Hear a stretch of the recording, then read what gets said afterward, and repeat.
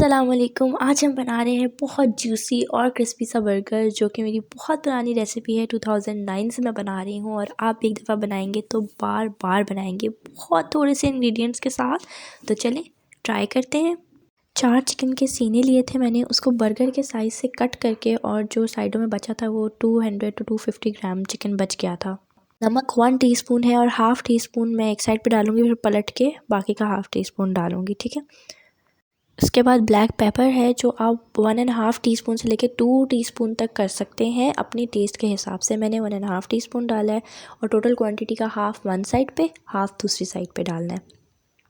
ये स्टेप भी बहुत ज़रूरी है ताकि इंग्रेडिएंट्स अच्छी तरह से चिकन के अंदर तक चले जाएँ और सही से टेंडर हो जाए। आप इंग्रेडिएंट्स डालने से पहले भी कर सकते हैं या इस तरह मेरी तरह इस टाइम पे कर लें। मस्टर्ड पेस्ट होगा 1 टीस्पून, जो एक साइड पर डलेगा, उसे आप चारों पे इवनली डाल लें और फिर हाथ से अच्छी तरह आपने इसको मसलना है। इसे हॉट डॉग भी तरह भी बना सकते हैं, बस चिकन ब्रेस्ट पीसेस को जो है वो वर्टिकली आप कट करेंगे और उसके बाद हॉट डॉग बन में फिल कर लेंगे। मैं भी उसी में बनाती हूँ, लेकिन आज मैं सिंपल बर्गर बन के साथ इसलिए बना रही हूँ क्योंकि मैंने देखा है कि मोस्टली वो नहीं मिलते हॉट डॉग बन्स, तो फिर कोई ट्राई ना करे। तो मैंने सोचा कि जो चीज़ ईज़िली अवेलेबल है उस चीज़ से मैं आप लोगों के लिए बनाती हूँ। सेम स्टेप्स रिपीट होंगे। ये जो रब करने का स्टेप है ना, इस पे आपने अच्छी तरह से टाइम लगाना है दोनों साइड्स पे, क्योंकि रब करेंगे तो ही अच्छी तरह से मटेरियल सारा अंदर जाएगा। 1 टेबलस्पून भर के हम इसमें सिरका या आप लेमन जूस भी ऐड कर सकते हैं और हाफ़ एक साइड पे लगाना है, उसको जितना रब कर दें और फिर इनकी साइड्स को पलट कर बाकी का हाफ़ टेबलस्पून लगा दें। इस तरह अगर कहीं आपका मटेरियल अच्छी तरह नहीं लगा होगा तो ये पानी के साथ थोड़ा काम कर देगा और इसको मोर टेंडर भी करेगा चिकन को हमारे, जब हम इसे पकाएंगे तो।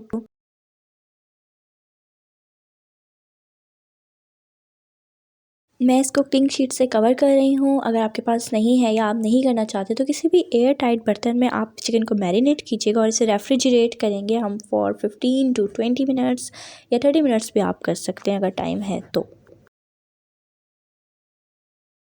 ये है इस रेसिपी का सीक्रेट इंग्रेडिएंट और वो है कॉर्नफ्लेक्स। कॉर्नफ्लेक्स आपने फ्लेवर्ड नहीं लेने, फीके वाले लेने हैं और उनको हाथ से क्रश करना है, मशीन में नहीं करना, बिल्कुल पाउडर हो जाएगा और हमें पाउडर नहीं चाहिए।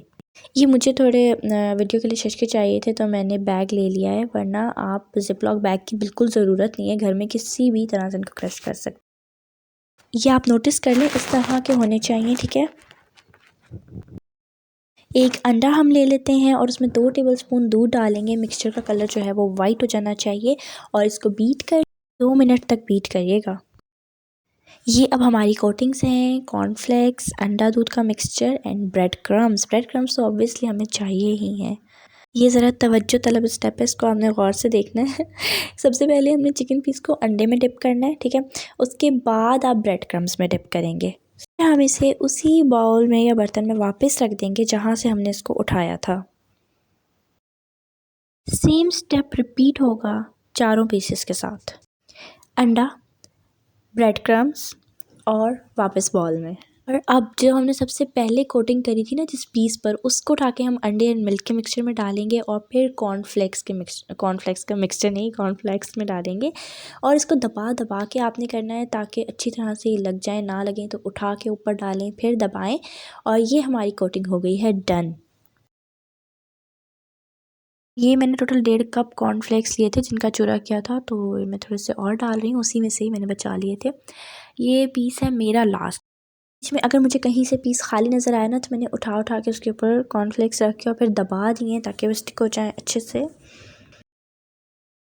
ये है कोटिंग के बाद फाइनल लुक, इस तरह से ये लग रहे हैं। मुझे तो इसी स्टेप से जो खुशबू आ रही होती है ना, ऑसम, मतलब दिल करता है बस जल्दी से इनको बंदा फ्राई करे, बनाए और खा जाए। अब इसको लेकर जाएंगे फ्राइंग के लिए।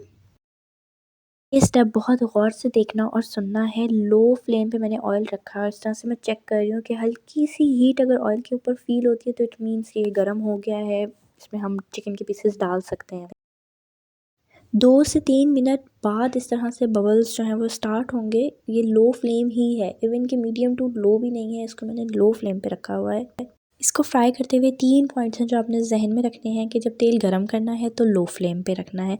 थ्रू आउट आपने इसको लो फ्लेम पे ही पकाना है। पॉइंट नंबर 2, आपने इसे बार बार नहीं पलटना। टोटल बस सिर्फ 2 दफ़ा इसको पलटना है एक साइड से, और फिर आपने इसको दूसरी साइड से पकाना है। और जल्दी नहीं करनी, ठीक है, आराम से, वरना बीच से गोश्त कच्चा रह जाएगा। 15 to 17 मिनट्स के बाद इसको फर्स्ट टाइम आपने पलटना है। उससे पहले बिल्कुल नहीं छेड़ा, जैसा रखा था वैसे ही ये रखा रहा है, ठीक है। एंड वाओ, इतना प्यारा गोल्डन कलर। एंड देखें, इसको लो फ्लेम में मैंने ऑयल गरम भी नहीं किया था, जस्ट हीट फील हुई थी हाथ पे और मैंने चिकन का पीस डाल दिया था। इस वजह से इतना अच्छा गोल्डन कलर जो है वो मैंने अचीव किया है। और फ्लेम भी लो थी तो ऑयल वो चिकन का पीस जला भी नहीं है। और अगर आप इसको बार बार पलटेंगे ना तो इसकी कोटिंग भी उतर जाएगी, ठीक है। अभी तो सिर्फ ये देखें थोड़े से जो हैं गिरे हैं कॉर्नफ्लेक्स जो मैंने पलटा है, तो इसलिए सिर्फ इसको 2 दफ़ा ही पलटूंगी मैं। अब 15 मिनट्स दोबारा इसे आराम से पकने देते हैं। अपने और काम कर लें, जो भी करना है, बर्तन वर्तन धो लें, किचन समेट लें, बर्गर पे सॉस वगैरह लगा लें। साइडों से अच्छा सा कलर आ गया है। अब इसकी बाकी साइडों का क्या करना है, इस तरह से खड़ा कर दें। अगर हो रहा है तो, नहीं हो रहा तो आप चिमटे से पकड़ के रख लें। बस 1 मिनट करना है चारों साइडों से कि अच्छा सा लाइट गोल्डन कलर आ जाए। और बहुत पेशेंस के साथ आपने इसको बनाना है, वरना कलर ख़राब नहीं होगा, सिर्फ जले हुए का टेस्ट भी आ जाएगा इसमें, ठीक है। वीडियो आपको अच्छी लग रही है, मज़ा आ रहा है, कुछ भी सीखने को मिल रहा है तो इस वीडियो को लाइक ज़रूर कर दीजिएगा। और अगर अभी तक आपने सब्सक्राइब नहीं किया तो सब्सक्राइब तो फिर करना ही है ना भाई। इतने ये पीस रेडी हुआ है तो सारा किचन साफ़ हो चुका है, बर्गर्स की सॉसेस लग चुकी हैं। Bun, ketchup, chilli garlic sauce, mustard paste, mayonnaise और मिक्स करें, स्प्रेड। और सलाद पत्ता, टमाटर, जो भी पसंद है आपको, अनियन, चिकन का पीस रखें, उसके ऊपर दूसरा बन रखें एंड यू आर रेडी। ज़रूर ट्राई करनी है। अपना रिव्यू कमेंट्स में ज़रूर शेयर करिएगा मेरे साथ। ये मेरी मोस्ट फेवरेट रेसिपी है और कोई 8-9 साल से फेवरेट है, तो ट्राई करें, कोल्ड ड्रिंक के साथ एंजॉय करें।